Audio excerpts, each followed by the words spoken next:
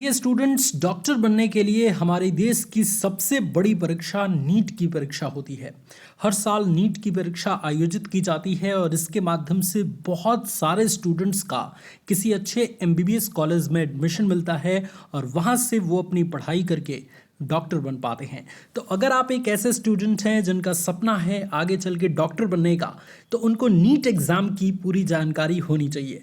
और इसी सिलसिले में आज इस वीडियो को डिज़ाइन करने का मकसद ये है कि आप सभी स्टूडेंट्स का सपना सच होना चाहिए और आपको नीट की पूरी जानकारी ज़रूर होनी चाहिए।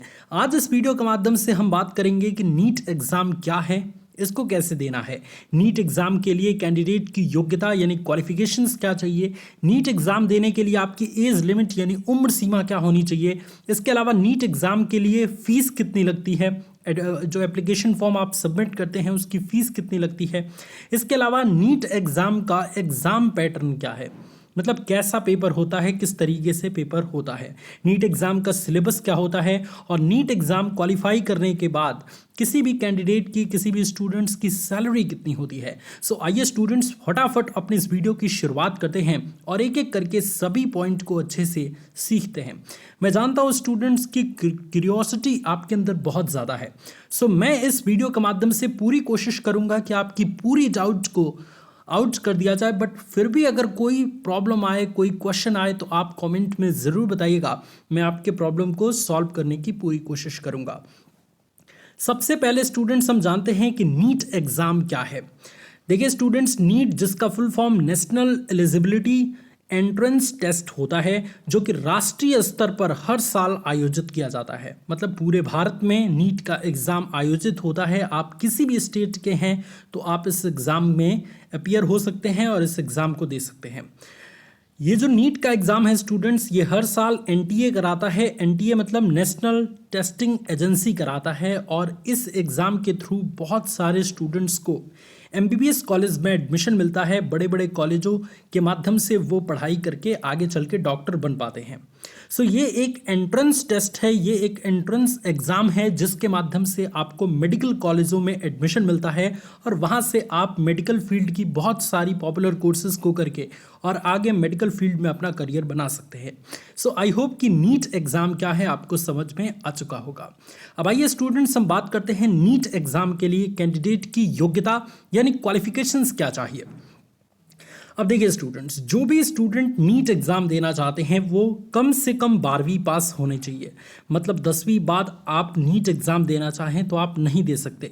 आपकी कम से कम पढ़ाई 12वीं पास होनी चाहिए, या अगर आप 12वीं के लास्ट ईयर में भी हैं तो आप इस एग्ज़ाम को दे सकते हैं अपीयरिंग के थ्रू। तो कैंडिडेट कम से कम 12वीं पास होना चाहिए और 12वीं में स्टूडेंट्स आपका साइंस स्ट्रीम होना चाहिए। अगर साइंस स्ट्रीम नहीं है तो आप नीट का एग्ज़ाम नहीं दे सकते। और साइंस में भी पीसीएम नहीं होना चाहिए, पीसीबी अर्थात फिजिक्स, केमिस्ट्री और बायोलॉजी सब्जेक्ट होना चाहिए। अब सवाल ये उठता है कि क्या पीसीएम वाले नीट एग्ज़ाम दे सकते हैं, तो इसका जवाब है बिल्कुल नहीं। पीसीएम वाले नीट का एग्ज़ाम नहीं दे सकते। अगर आपका बायोलॉजी सब्जेक्ट है यानी पीसीबी है, फिजिक्स केमिस्ट्री बायोलॉजी 12th में 11th में, तो आप नीट का एग्ज़ाम दे सकते हैं।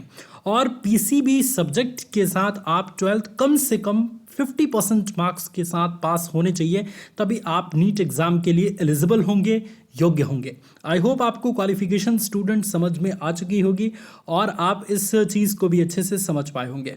अब तीसरी इंपॉर्टेंट चीज़ के बारे में बात करते हैं, जो कि है एज लिमिट यानी उम्र सीमा। क्योंकि देखिए स्टूडेंट्स, एज के वजह से बहुत सारे स्टूडेंट्स पीछे हट जाते हैं या फिर एग्ज़ाम नहीं दे पाते। तो जो भी कैंडिडेट नीट का एग्ज़ाम देना चाहता है उसकी न्यूनतम उम्र 17 साल होनी चाहिए। यानी अगर आप कम से कम 17 साल के हैं तो आप इस एग्ज़ाम में बैठ सकते हैं। और आपकी अधिकतम उम्र 25 साल होनी चाहिए। मतलब 17 साल से 25 साल के बीच के स्टूडेंट्स नीट का एग्ज़ाम दे सकते हैं। मतलब आपको टोटल 8 साल का समय मिल रहा है और 8 साल में आप जितनी बार चाहें उतनी बार नीट का एग्ज़ाम दे सकते हैं। ये पॉइंट आप याद रखेंगे। साल भर में नीट का एग्ज़ाम फ़िलहाल एक ही बार हो रहा है, लेकिन हो सकता है आगे चल के 2 बार कर दिया जाए, लेकिन अभी फ़िलहाल एक बार ही इस पूरे साल में नीट की परीक्षा होती है। इसके अलावा एज लिमिट में अगर हम और कुछ जानना चाहें तो उम्र सीमा के भीतर, अर्थात उस उम्र सीमा 17 से 25 साल के भीतर आप कितनी भी बार अटेम्प्ट दे सकते हैं, इसमें कोई रोक नहीं है। अब आगे चलते हैं, कुछ और इंपॉर्टेंट चीज़ के बारे में डिस्कस करते हैं, वो की है नीट एग्जाम के लिए आपकी फीस कितनी लगेगी। तो देखिए स्टूडेंट्स, फीस अलग अलग कैटेगरी पे निर्भर करती है। अगर आप जनरल कैटेगरी के स्टूडेंट्स हैं तो आपकी फ़ीस 1500 रुपये होगी। अगर आप जनरल EWS और OBC कैटेगरी के स्टूडेंट्स हैं तो आपकी 1400 रुपये फ़ीस लगती है फॉर्म की। अगर आप SC ST PWD या ट्रांसजेंडर हैं तो आपकी फ़ीस लगेगी 800 रुपये एप्लीकेशन फॉर्म की। ये बात आप याद रखेंगे कि हर साल इसका एप्लीकेशन फॉर्म दिसंबर से फरवरी महीने के बीच में निकलता है, तो आप इसकी ऑफिशियल वेबसाइट पर बार बार विजिट करते रहें ताकि एप्लीकेशन फॉर्म से रिलेटेड कोई भी डाउट आपका ना हो और इस साल आप नीट की परीक्षा में अच्छे से बैठ पाएँ। आइए स्टूडेंट्स, अब नेक्स्ट एग्जाम पैटर्न और सिलेबस के बारे में बात करते हैं। तो देखिए स्टूडेंट्स, जो नीट का एग्जाम है उसमें 3 सब्जेक्ट से क्वेश्चंस पूछे जाते हैं, फिजिक्स, केमिस्ट्री और बायोलॉजी। और बायोलॉजी में 2 सेक्शन बॉटनी और जूलॉजी से भी क्वेश्चंस रहते हैं, तो ये पॉइंट आप याद रखेंगे। सो ये तीनों सब्जेक्ट से जो क्वेश्चंस पूछे जाते हैं वो स्टूडेंट्स मल्टीपल चॉइस क्वेश्चन यानी MCQs टाइप के क्वेश्चंस होते हैं। ये पॉइंट आप याद रखेंगे और पेन पेपर आधारित पेपर होता है, ये चीज़ आप ये भी याद रखेंगे। हो सकता है आगे चल के ऑनलाइन एग्जाम भी कंडक्ट हो, बट ये पॉइंट आप याद रखेंगे। इसके अलावा इस एग्ज़ाम को देने के लिए आपको 3 घंटे का यानी 180 मिनट का समय मिलता है। प्रत्येक सब्जेक्ट से 45 क्वेश्चंस पूछे जाते हैं, तो फिजिक्स से 45 क्वेश्चन, केमिस्ट्री से 45 क्वेश्चन और बायोलॉजी में चूंकि 2 सेक्शन होते हैं बॉटनी और जूलॉजी का, तो 45-45 90 क्वेश्चन पूछे जाते हैं। सो फिजिक्स से 180 मार्क्स के क्वेश्चन पूछे जाते हैं, केमिस्ट्री से 180 मार्क्स के और बायोलॉजी से जूलॉजी और बॉटनी मिला के 360 मार्क्स के क्वेश्चंस पूछे जाते हैं। तो टोटल आपके 180 क्वेश्चन पूछे जाते हैं और 180 क्वेश्चन के लिए 720 अंक निर्धारित रहता है। नीट एग्जाम में स्टूडेंट्स नेगेटिव मार्किंग भी होती है, सो ज़रा ध्यान से आप क्वेश्चन सॉल्व करेंगे तभी आप इस एग्ज़ाम को क्लियर कर पाएंगे। काफ़ी टफेस्ट परीक्षा है, तो इस एग्ज़ाम में आपको चालाकियाँ भी करनी होगी और अच्छे से तैयारी भी करनी होगी। नीट की परीक्षा 11 भाषाओं में होती है, तो आप जिस भी लैंग्वेज में नीट का एग्ज़ाम देना चाहते हैं फॉर्म भरते समय इन 11 भाषाओं को चेक ज़रूर कर लीजिएगा, जिसमें इंग्लिश, हिंदी वगैरह सारी भाषाएँ इंक्लूड है। याद रखें कि अगर आप इंग्लिश भाषा से एग्ज़ाम देते हैं तो आपका पेपर सिर्फ इंग्लिश में आएगा, और अगर आप किसी दूसरी भाषा से एग्ज़ाम देते हैं तो उस भाषा में पेपर रहेगा और साथ ही साथ इंग्लिश में भी आपका पेपर रहेगा। ये पॉइंट आप याद रखेंगे, ठीक है। प्रत्येक सही को उत्तर देने के लिए आपको 4 अंक निर्धारित किया जाता है, और अगर आप गलत उत्तर देते हैं तो 1 अंक काट भी लिया जाता है नेगेटिव मार्किंग के माध्यम से। ये चीज़ आपको याद रखना है। अब स्टूडेंट, उम्मीद है आपको समझ में आ चुका होगा। अब बात करते हैं नीट एग्ज़ाम के बाद आपकी सैलरी कितनी होगी। तो देखिए स्टूडेंट्स, ऑनेस्टली मैं बताऊं तो नीट एक एंट्रेंस एग्ज़ाम है, तो इसके बाद कोई फिक्स्ड सैलरी आपको तो मिलेगी नहीं। इसलिए इस एग्ज़ाम को क्वालिफाई करने के बाद आपको किसी अच्छे मेडिकल कॉलेज में एडमिशन मिल जाएगा, और वहाँ से आप अपनी 5 साल की MBBS कोर्स को कंप्लीट करके ट्रेनिंग के माध्यम से एक सक्सेसफुल डॉक्टर बन जाते हैं।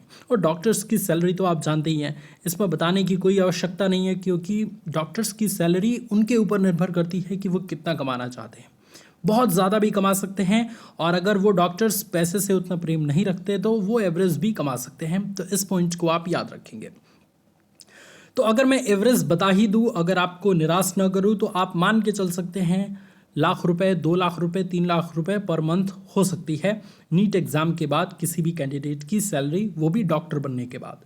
आई होप स्टूडेंट्स नीट के बारे में पूरी जानकारी आपको अच्छी लगी होगी। और भी सभी कोर्सेज के ऊपर मैंने वीडियोस बना रखा है, जैसे IIT क्या है, IAS क्या है, PCS क्या है, इसके अलावा IPS क्या है, SI क्या है। तो आप उन वीडियोस को भी देख सकते हैं, सबसे पावरफुल, सबसे डिटेल्स वीडियो हैं, तो आप उनको देख के अपनी पूरी ड्रीम जॉब को पा सकते हैं, अपने ड्रीम प्रोफेशन में जा सकते हैं।